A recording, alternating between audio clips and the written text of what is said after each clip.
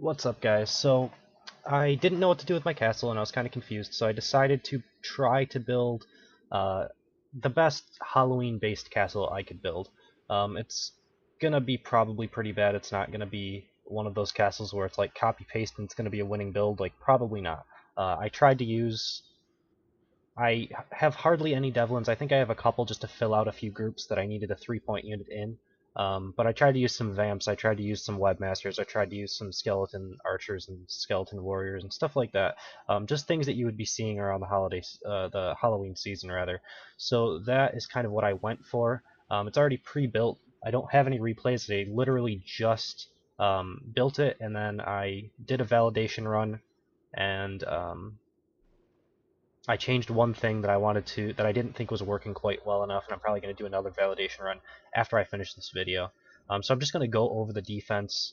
As always, if you guys are watching this video and you haven't went through my castle yet and you're planning on it, I would urge you to do it before you watch the entire video. Just pause the video, go ahead and run through my castle right now. But if you do watch the entire video and then run my castle, just let me know in the comments that that is indeed what you did, so I can get a feel for it. I don't really plan on this defense doing, above 50%. I'm assuming probably 30 or lower, but we'll see. We'll see how it goes. Sometimes I have been surprised by defenses before. It's not like the worst thing in the world, but there are some groups, like Vamps generally aren't that good, and I use them in one group.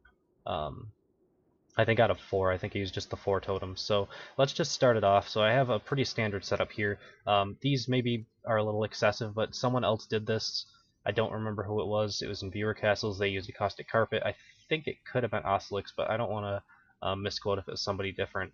But I kind of liked the setup. I also tried switching out to this, because one thing that I really like with charge coils is if you use something like a glue mine or a jelly wall or anything like that, it basically gives them a mini stun every time they tick, because this slows you down, and then the slow on the glue mine will also stack. So what actually happens when you're going up this hallway, sometimes it doesn't always work, but sometimes you'll get slowed by the glue mine, slowed by this, and you'll be slowed so much that you'll get flung back again, and then you go in and get flung back again and go in, and then finally the glue mine will wear off and you'll be able to get through. So it kind of adds a lot of damage to the group, and you're also taking a caustic carpet tick every time. So I like this a lot. If people are using this type of setup but they have fire mines, I think glue mines are much better. So that's kind of the start of my setup here. I'm not sure if I need both rotating flame traps or these two springboards. I also don't know if the springboard should be throwing you on the caustic carpet or back out into the fire. I chose into the fire just because I want a little bit more use out of these rotating flame traps. Continuing on, I have this chargoyle. Again, I'm using some of the new. I'm using one of each of the new Halloween-based units, basically. So I wanted to just throw them into my castles as another reason why I don't know if the castle's going to work out that well, because I'm not a huge fan of Fuming Frank or Rancid Runner, basically. But he is a little bit better, being a 13 defense point rating instead of 15. Like, it does make him a little bit better. So we got the Fuming Frank here. We got a Defendatron or a Guardian. So he's blocking the Vamps that I have here. I have 3 Vamps, an Acid Cannon, and a bunch of Ballista Traps. So basically you just get in here, this guy's going to charge you and stun you and just have AoE in this small area, and then the Vamps are just going to follow you around and hopefully deal some damage. So that's what I'm going for. Couple Hot Rollers. This is basically like a big portion of my defense, and I'm trying to get at least 2 potions, like at least 1 potion forced out, and hopefully 2. I think 1 potion is a minimum on this group, and it seems to be working when I'm going through it, but I'm not using my mage or anything with shields, so I'm guessing it might work on archers, but on mages and runaways and knights it might not be quite as good. Continuing on, I have a mouse wheel room here. This is just a lead into the next room. I want the double choke point. It's the only room that does that. That's why I use it. I know a lot of people wonder sometimes. It's a very minimalistic mouse wheel room. I actually could probably get rid of 2 of these mouse wheels if I wanted to get a few extra points as well. And then only 2 ballista traps, because I really don't think that these rooms are working that well anymore. They deal a little bit of damage, but it's not so much that it's going to force out a potion. I don't want to put a bunch of points in here. Like I said, the only real thing that I like about this is that it has a double choke point, and it's good because it's hard to get through it. It takes a little bit of time, so it's harder to kite back, harder to kite forward. It's got good choke points, that's why I like it. We go into a corner bridge here, so you can take a look. This is like that I don't remember the name of the room, but it's the one with the long choke point. Everybody uses this in their castles. This is the mouse wheel room. This is corner bridge or cross bridge or whatever the bridge is with the little choke here. I'm using the back half of it, which I normally don't do, but I decided to do it in this one. I have my, what is this guy called? Ram Bonbon. Okay. I'm probably never going to say that. We'll stick to Rambomb or Ramskull if I mess up. We have a charge coil here, same basic principle. I'm trying to keep them in this room. Springboard trap, throwing them back as well. If they do end up getting into this room, again, Ram Bomb with a Devlin. This Devlin is just to fill out the group. I have a dampener in the back as well, and then I'm using the Webmaster. So these two units kind of, spiders and skeletons are kind of skeleton theme, or Halloween theme, and ghosts are kind of Halloween theme. So that's what I was going for. Some super trap generators throughout my castle as well to save a few points. Not too much, bunch of barricades in the back to prevent forward kiting.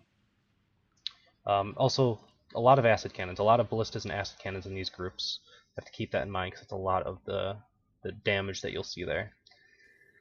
Alright, continuing on, I have a rotating flame trap here, making sure that it kind of covers this back half area, so it's not the best placement that I could get. I mean, it is the best placement that I could get, but I'd like it to be better. I wish that you didn't have to place this trap generator here, but you do in order to power these. You can't get the rotating flame trap like in between. So I have it here. I have a corrosive mine there as well, just to add a little bit more space control right here as they're trying to get in. Nothing too noteworthy though. I have another Webmaster. This actually was an elite vamp, and that's what it is currently in the validation that I ran. This is the one change that I made because I don't think the elite vamp is good enough, and I don't have enough. The regular vamps don't really fit into this group because what I'm kind of going for with this group is a little bit different. I want to test it for the most part. I have this Shall Not Passatron, which is basically the one with the shield. I couldn't actually find in the defense crafting the normal version of the Shieldatron where it throws out that shield that slows you. I couldn't find the normal one. I'm not sure if they removed it from the game. I think I still have a few older ones, but I didn't really want to use those. I could though, because the reason behind it is the same, and that's basically to slow them down and to force out a lot of damage from these 5 ballistas that I have in here. I'd like a few more of them, but I would have to get rid of some things in order to do that. Some barricades to stop movement as well, and basically the damage here isn't really from any of the creatures, it's mostly from the traps.